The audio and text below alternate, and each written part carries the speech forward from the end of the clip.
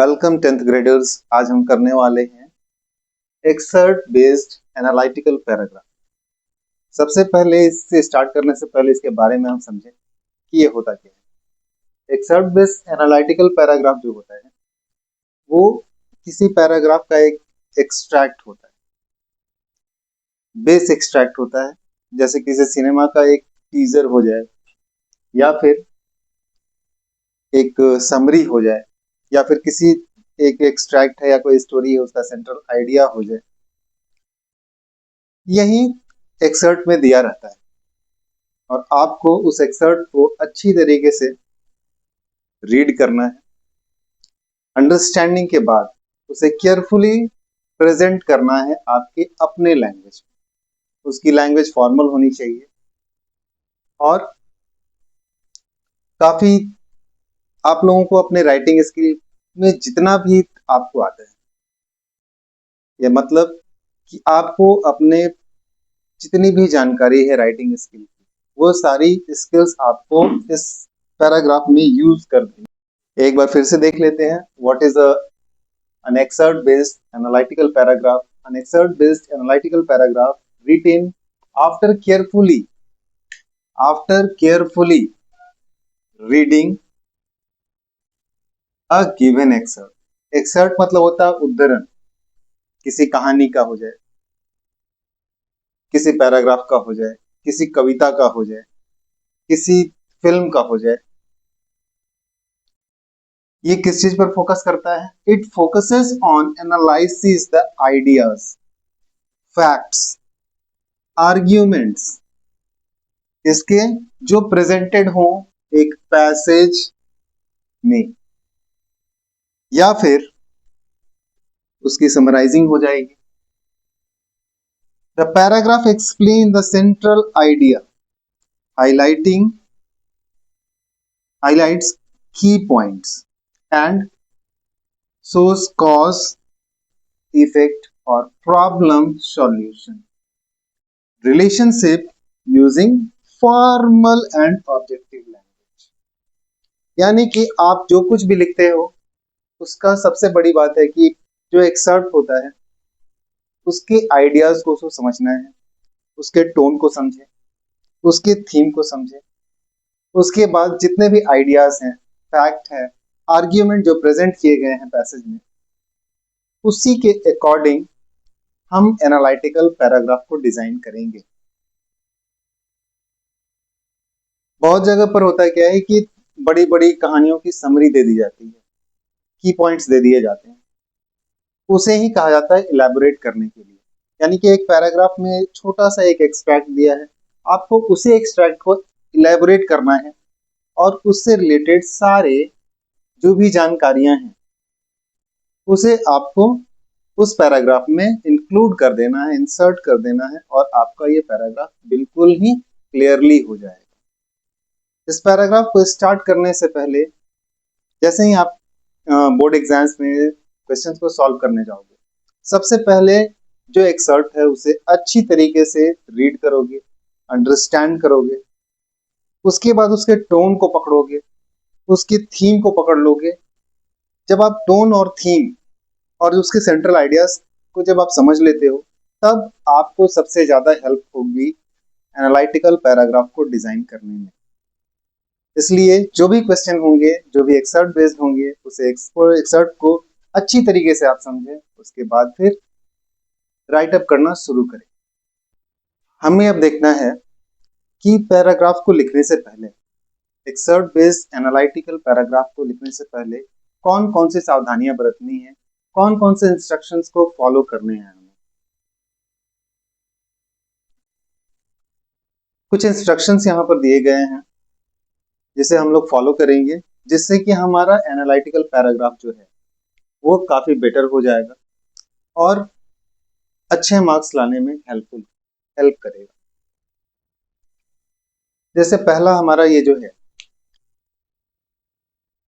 पहला इंस्ट्रक्शन ये है, read the excerpt carefully to understand the central idea and the tone of the passage. Excerpt को अच्छी तरीके से पढ़ें ताकि उस एक्सर्प्ट के का जो सेंट्रल आइडिया है और जो टोन है वो आप समझ सकें। आइडेंटिफाई की points, facts, arguments presented in the excerpt. अब आपको सेंट्रल आइडिया को समझना है, टोन को समझना है, सेंट्रल आइडिया को समझना है, टोन को समझना है।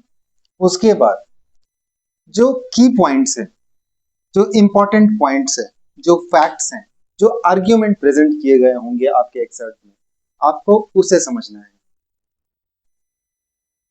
ये दो काम करने के बाद तीसरा जो सबसे इंपॉर्टेंट काम होता है वो क्या है? Begin with a topic sentence. Begin with a topic sentence that briefly introduce the exert.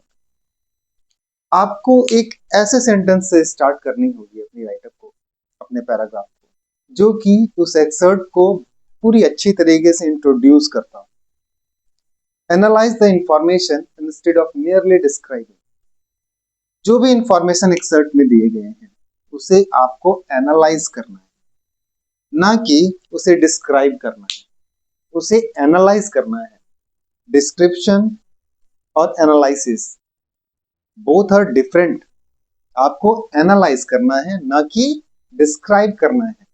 Describe करने से आपको बचना है। अगर आप डिस्क्राइब कर रहे हैं, अगर आप डिस्क्राइब कर रहे हैं एनालाइज करने की जगह पर, तो आपकी पैराग्राफ की मार्किंग बहुत ही कम होगी, एक एवरेज मार्किंग होगी। Maintain logical flow. एक लॉजिकल फ्लो को मेंटेन करके रखना है। लॉजिकल फ्लो जो है उसे मेंटेन करके रखना है। इलॉजिकल बातों को आपको एक्सर्ट में, अपने पैराग्राफ में इंक्लूड नहीं करना है। Avoid personal opinion. जो भी ओपिनियन आपके एक्सर्ट में दिया हो, आपको उसी ओपिनियन के साथ अपने पैराग्राफ को हैंडल करना है। उसमें अपनी कोई भी ओपिनियन आपको पर्सनल नहीं डालना है। अगर एक्सर्ट कहता है ये चीज गलत है तो गलत ही है, अगर एक्सेप्ट करता है सही तो सही है। यदि आपको लगता है कि वो गलत गलत है या सही नहीं वो गलत है, तो उसे लिखना ही नहीं है। जो भी एक्सर्ट में कह रहा है आप उसी के ओपिनियन को लिखेंगे, अपने पर्सनल ओपिनियन को अवॉइड करेंगे। आपकी जो पैराग्राफ है उसका लैंग्वेज कैसा होना चाहिए? लैंग्वेज बिल्कुल ही क्या होना चाहिए? फॉर्मल होना चाहिए। फॉर्मल लैंग्वेज तो होगा। तो उसके बाद आपको क्या देखना है? ग्रामेटिकली एरर नहीं करना है, करेक्ट ग्रामर के साथ लिखना है विथ पंक्चुएशंस। लास्ट, अपने पैराग्राफ को हमेशा कॉन्साइज करके रखें। ऐसा नहीं है कि 100 to 120 दिया हुआ है तो आप 200 वर्ड में लिख रहे हैं। 100 से 120 वर्ड काफी होता है। अगर आप अच्छी तरीके से की पॉइंट्स को अगर लिख रहे हो तो 100 से 120 वर्ड ही बहुत होते हैं। हार्डली आप उसे क्रॉस भी कर जाते हो तो 10-20 वर्ड चलते हैं। ऐसा नहीं कि 70-80, 2 पन्ना 4 पन्ना, ये लिखने की कोई जरूरत ही नहीं होती। उतना लिखने की जरूरत ही नहीं है। जितना बोला जाए उतना ही करें। पैराग्राफ को पूरी तरह से कॉन्साइज करके रखें। अब हम लोग चलते हैं, थोड़ा मॉडल क्वेश्चंस देख लेते हैं। और हमारे कंटेंट है उसके लिंक्स मैं वीडियो के डिस्क्रिप्शन में दे दूंगा। आप लोगों को इससे रिलेटेड मॉडल क्वेश्चंस आप लोगों को मिल जाएंगे। ये जो मॉडल एक्सर्प्ट है, इसके सेंट्रल आइडिया को आपको समझना है। ये जो है यहीं वो एक्सर्प्ट है और इसी के अकॉर्डिंग ये एक पैराग्राफ दिया गया है जो कि लिखा गया है। ठीक है। अब ये है, देखिए, जितने भी इंस्ट्रक्शंस मैंने आपको बताए हैं उन सारे इंस्ट्रक्शंस को ये फॉलो कर रहा है या नहीं कर रहा। जो है एक की पॉइंट दे दिया गया आपको, इसे अच्छी तरीके से पढ़ लिया गया, इसका टोन पता चल गया हमें क्या करना है। सोशल मीडिया के जो एडवांटेज हैं और डिसएडवांटेज हैं उसके बारे में आपको बताने हैं। एडवांटेज कैसे हैं, क्या क्या उसके वर्क हैं, क्या उसका सोशल इम्पैक्ट पड़ रहा है स्टूडेंट के लाइफ में, क्या है और उसके अकॉर्डिंग उसका क्या इम्पैक्ट पड़ रहा है, इसके मिसयूज़ होने से क्या होगा और इसके यूज़ करने के तरीके क्या क्या हैं। बैलेंस होनी चाहिए, रिस्पॉन्सिबल होनी चाहिए। अब इस मॉडल एक्सट्रैक्ट को हम लोग देखते हैं, जो मॉडल जो पैराग्राफ लिखा गया है इसे। The given excerpt discuss the growing influence of social media on modern society. इसकी जो स्टार्टिंग लाइन है ये पूरी तरह से आपके दिए गए एक्सर्प्ट को एक्सप्रेस कर रहा है, particularly on youth, particularly on youth. Social media helps individuals stay connected. Informed excessive use results in serious issues such as addiction, reduced personal interaction। मतलब कि जो कुछ भी इसमें लिखा गया ये पूरी तरह से इसे एनालाइज कर दिया गया, इसे ब्रीफली डिस्क्राइब नहीं किया गया है। ठीक है, अगर वर्ड काउंट की बात करें तो वर्ड काउंट लगभग 100 वर्ड हैं इसमें, 100 to 110 वर्ड्स आराम से हैं।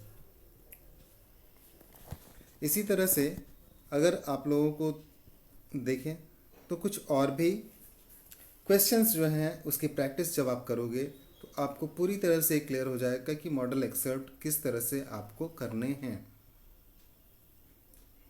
किस तरह से एक्सर्ट बेस्ड एनालिटिकल पैराग्राफ को हम डिज़ाइन करें और किस तरह से हम एग्जामिनेशंस में अच्छे मार्क्स लेकर के आएँ।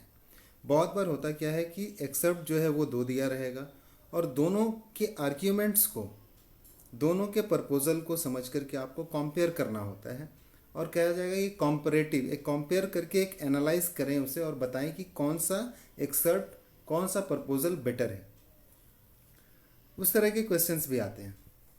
कोई ज़रूरी नहीं कि एक सिंगल एक्सर्ट दिया है उसे ही एलैबोरेट करने के लिए दिया जाए, उससे 2 एक्सर्ट को आपको कंपेयर करने के लिए भी क्वेश्चंस आ सकते हैं। आशा करता हूँ मेरे द्वारा बताए गए सारे इन्फॉर्मेशन आपके लिए हेल्पफुल होंगे। और इसी के साथ best of luck for your examinations. Please like करें, शेयर करें और मुझे सपोर्ट करने के लिए बहुत बहुत धन्यवाद।